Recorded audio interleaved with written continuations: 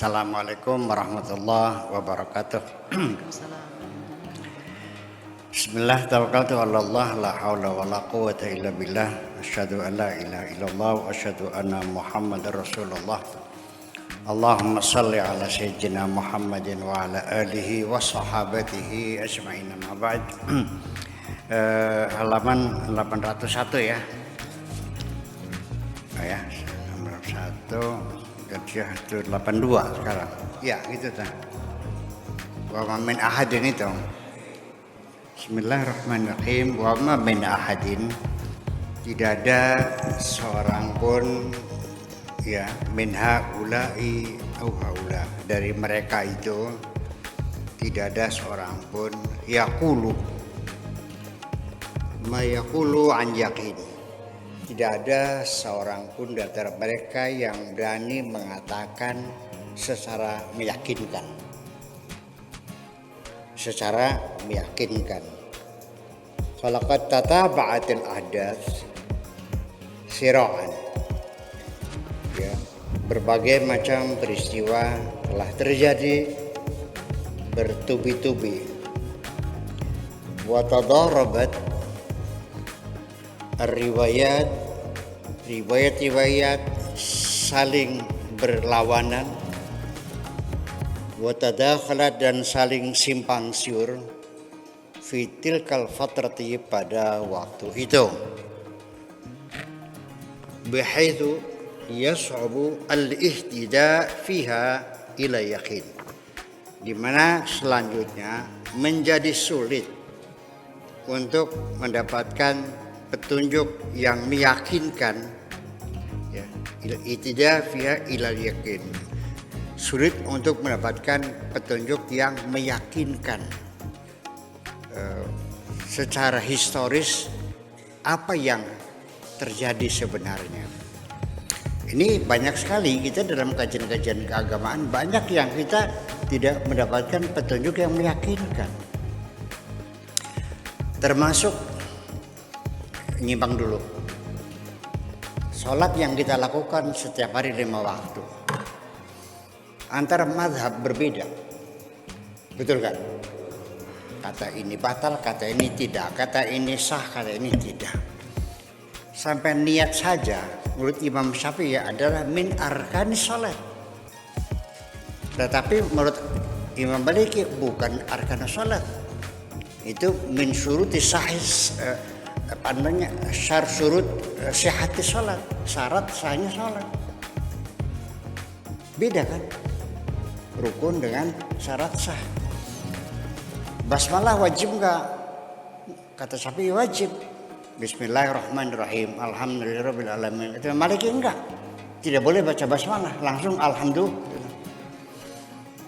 Sampai nunjuk, ada yang goyang-goyang, ada yang lurus. Ada yang asyhadu langsung ngacung, ada yang asyhadu alla ilaha illallah. Mereka tidak mendapatkan petunjuk yang pasti. Kanjeng Nabi sholatnya seperti apa? Sekalipun Nabi mengatakan shollu kama ra'aitumuni usalli. Tidak ada seorang imam ini saya yakin, yang tidak sepertinya adalah salah. Enggak, semuanya adalah dugaan-dugaan. Nah, itulah mengenai peristiwa yang terjadi dalam sejarah itu seringkali tidak pernah berkesimpulan karena tidak ada satu referensi, satu bukti, apakah itu artefak, apakah itu prasasti yang meyakinkan. Ya, kita di Indonesia juga banyak peristiwa sejarah yang kita tidak pernah yakin yang sesungguhnya seperti apa yang terjadinya. Betul nggak? Betul nggak? Gestapo terjadi kan? Cerita yang sebenarnya masih simpang siur. Betul nggak? Tahu tak begitu kan? Nah, itulah kira seperti itu.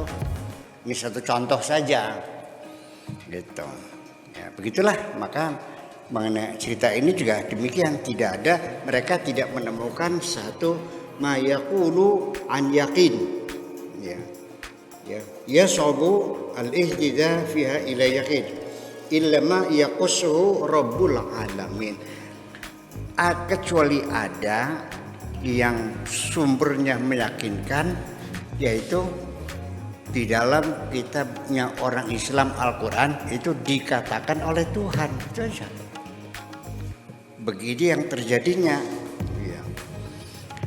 Wal anajilul arba'atu, Injil yang 4 itu, allati tarwi qissata al-qabda 'ala al-Masih, yang menceritakan penangkapan terhadap Al-Masih, wasal bihi dan penyalibannya, wa mautih dan kematiannya, wa dafnih dan penguburannya, wa qiyamati dan bangkitnya kembali, kulluha kutibat ba'da fatratin min ahdil masih. Itu semuanya ditulis setelah sekian lama dari kematian Al-Masih.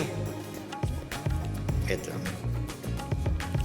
Karena kulluha ittihad, ditulis dalam keadaan suasana yang mencekam, dalam artian penindasan. Ya seperti kita zaman dulu lah, zaman perjuangan kan begitu. Ya, dalam ketakutan, penindasan, ya, lidianati terhadap ajarannya, agamanya, walitalamidih dan juga penindasan terhadap murid-muridnya. Ya ta'adzaru ma'ahu tahqiqul ahadath, yang sangat sulit untuk meyakinkan peristiwa mana yang benar-benar terjadi. Bijauh minasriyah, dalam kondisi yang sangat rahasia, wal khauf dan rasa takut yang mencekam, wa tasyrid dan juga pembantaian, pembunuhan, genocide dan sebagainya. Waqad kutibat maha, waqad katabat maha anajil katsira, dan juga banyak Injil-Injil lain yang menuliskannya. Walakin hadhil anajil al-arba'ah ukhtirat, 4 Injil ini dipilih ya qurban nihayatil qarn tsani, ya dipilih, dinobatkan sebagai Injil resmi, itu dipilih ya kan, itu menjelang abad kedua lil milad, dari kelahirannya Al-Masih. Waktu birat resmiyatan, lalu dianggap resmi 4 Injil ini. Gitu kira-kira. Walati kutibat fi fatrati kitabatul Anjil katsira, ya. Wa'tarafa biha, dan diakui, wa'turifa biha li asbabin, berdasarkan sebab-sebab, laisat kulluha faqa mustawat syubuhat. Jadi pengakuannya juga ya sebatas hanya dugaan juga begitu. Wa min baini bil anajil allati katabat allati kutibat fi tartin, kitabatul anajil al-katsira, ada satu kitab Injil yang ditulis pada masa penulisan kitab Injil yang lainnya, Injil Barnaba, yaitu Injil Barnaba. Wa huwa yukhalifu al-anajil arba'ah, yang berbeda dengan 4 Injil yang lainnya. Al-mu'tamadah, yang dijadikan, yang diyakini kebenarannya, yang mu'tamadah. Fi qissatil qatl wasalb fayaqul, bercerita tentang terbunuhnya Al-Masih dan juga disalibnya Al-Masih. Jadi artinya kita tidak memungkiri juga, kita sebagai orang Islam juga sama, nasib agama-agama yang lain juga begitu. Jadi kapan dituliskannya Sirah Nabawiyah? Sirah Nabawiyah artinya apa? Biografi Muhammad, sejarah Kanjeng Nabi Muhammad. Kapan lahir, di mana, ibunya siapa, bapaknya siapa, ayahnya di mana, masa kecilnya di mana. Itu semuanya yang pertama kali menulis Sirah Nabawiyah adalah Ibnu Ishaq 200 tahun setelah Nabi meninggal. Dan lalu disempurnakan oleh Ibnu Hisham. Ibnu Hisham dalam karangan kitab Tarikhul Islam qala Ibnu Ishaq kadza wa kadza, qala Ibnu Ishaq kadza wa kadza. Tetapi sekarang kita tidak mendapatkan aslinya, artefaknya, transkrip aslinya nggak kita temukan Ibnu Hisham itu ya. Jadi kita mengenal sejarah Kanjeng Nabi itu dari Ibnu Hisham dari Ibnu Ishaq. Itu 200 tahun setelah Kanjeng Nabi. Jadi sesungguhnya ya masa kecil Nabi kita tidak tahu persis. Karena ketika dia lahir dia belum apa-apa, betul nggak? Sebagai anak biasa. Bapaknya Abdullah, ibunya Aminah. Sebelum lahir bapaknya mati, ya ibunya melahirkan Nabi Muhammad tanpa pendamping suami dalam keadaan berduka, masih kecil mati lagi ikut sama itu. Kita tidak persis apa yang terjadi, itu hanya cerita dari Ibnu Ishaq semuanya itu. Seperti itulah persoalan. Makanya sekarang banyak kritikan-kritikan muncul mengkritiki tarikhnya Ibnu Ishaq itu sendiri.